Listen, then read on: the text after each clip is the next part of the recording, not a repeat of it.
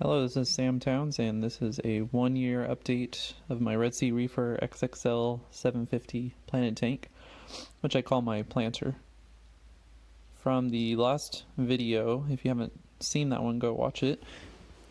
But from the last video, you can see that the tank has definitely grown out a lot, including all the plants, and all my fish are grown, especially all the angelfish. I have mostly the same plants, but I have taken away several stem plants because I wanted the top part of the tank's growth to take over. So the Hydrocodal tripartita, as well as Ludwigia Natan's Super Red, I've let grow at the top and shade most things, which has ended up helping the tank's overall health by shading the plants that need less light. You can see what I'm talking about in this over-the-top shot here. The Hydrocodal has gone totally nuts. The Ludwigia Natan Super Red is going crazy on the other side. And unfortunately, I got duckweed introduced from some plants at some point. But that pretty much stays at bay around the Hydrocodal. Surprisingly, this Ludwigia Natans took over on the right side above the tank. So both the Hydrocodal and the Ludwigia do an interesting tree-like shading of all the plants below, which has kept all of the Anubias and Busas under them completely algae-free. In the middle of the tank, you can see is still full light. It's quite high par, but all the crypts there have thrived and are looking awesome.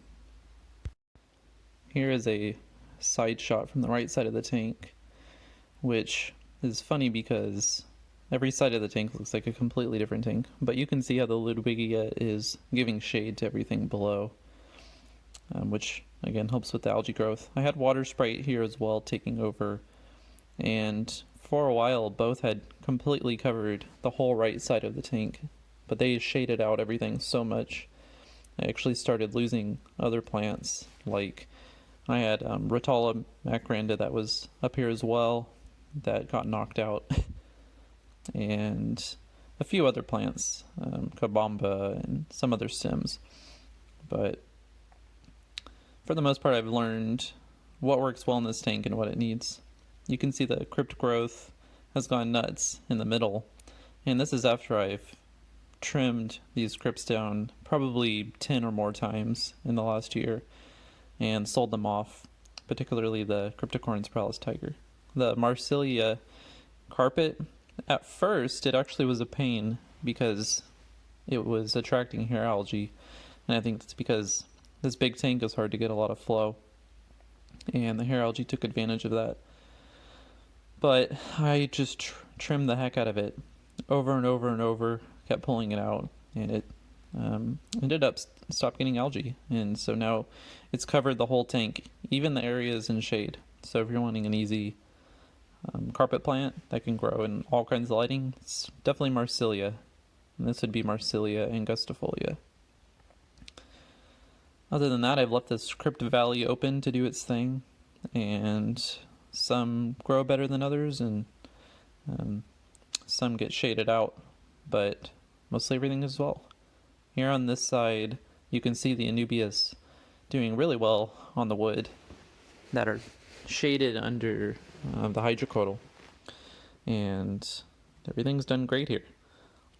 Something that's interesting is at the beginning I had glued the wood and the rocks together using cigarette filters and super glue, but I had a crayfish in here at one point, and he burrowed under the wood and caused it to fall back to the back of the tank, which caused them to separate. So just so you know, super glue with cigarette filters is not invincible. This is the left side of the tank, and again, looks like totally another tank here, but you can see how the wood had tilted a little bit, but mostly everything's doing fine here, and you can see the Marsilia growth growing in the shade. Overall, everything in this tank is doing great. I've not really had any issues. I keep it as consistent as possible, and by that I mean my water changes are about once a week. I do a low fertilizer schedule pretty much 3 days a week. My CO2 is consistent at about 6.5 to 6.6 pH on the pH controller.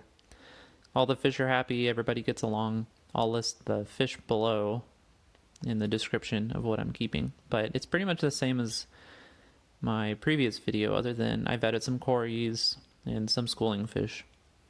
But overall, not a whole lot has changed, and that's how I intended it, other than having a lot of plant growth. I figured it was worth sharing my cabinet, even though I usually don't share these things because they tend to be messy. But you can see here I still have the same pH controller going onto the CO2 tank. This cheap Titan regulator has worked well, so don't be afraid to get a cheap one, and I never have to fiddle with it. My temperature controller is doing great, hooked up to the same Eheim Jaeger heater, and most other things in here are hooked up to Kasa smart plugs.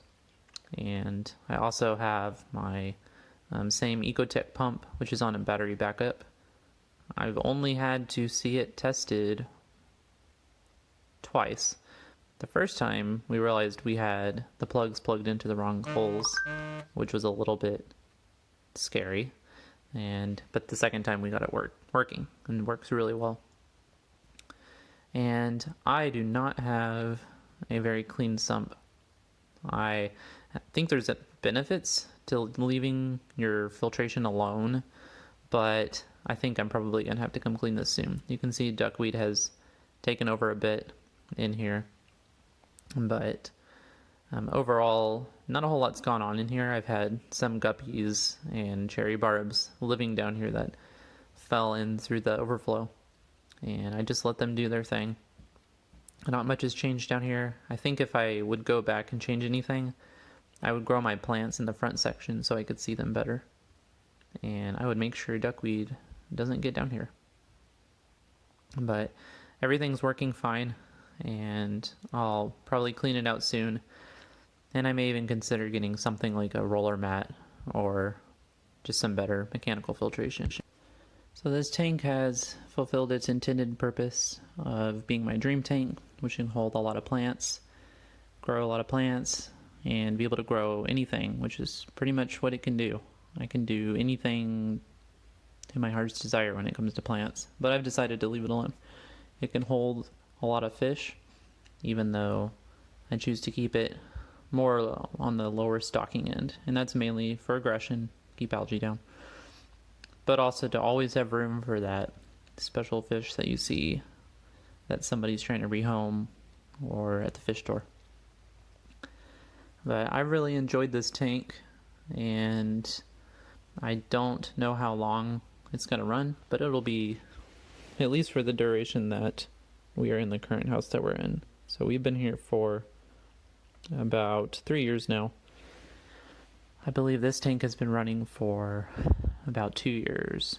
I don't remember exactly, but that feels right.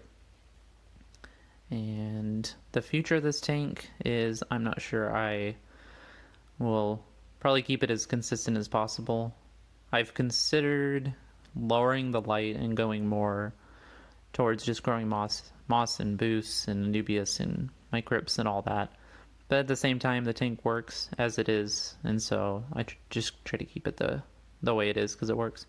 I've been doing more selling plants in this tank to try and raise money to start other tanks. So hopefully I'll have some more startup or aquarium design videos, aquascaping videos soon.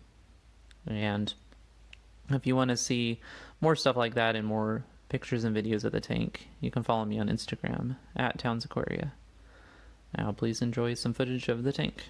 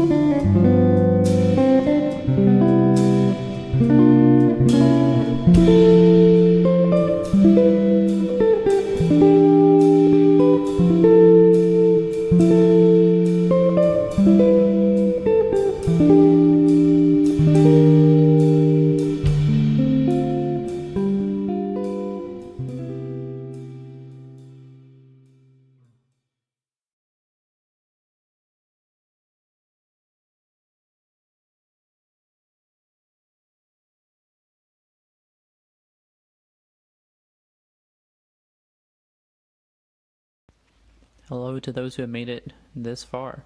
I figured I would add some more footage at the end for those who cared to look this long. I took that video and then I sold a ton of plants like an hour afterwards.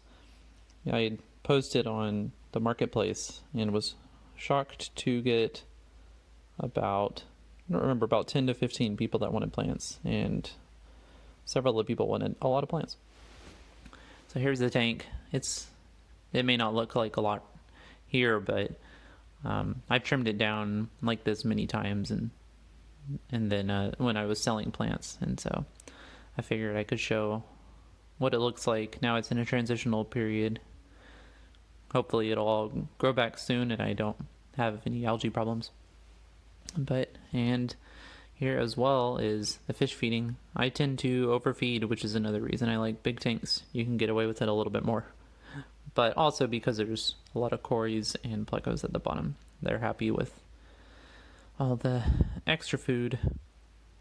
I have been feeding a mix of New Life Spectrum flakes, bug bite pellets, frozen food, and some other things. Anyway, have a great day and thanks for watching.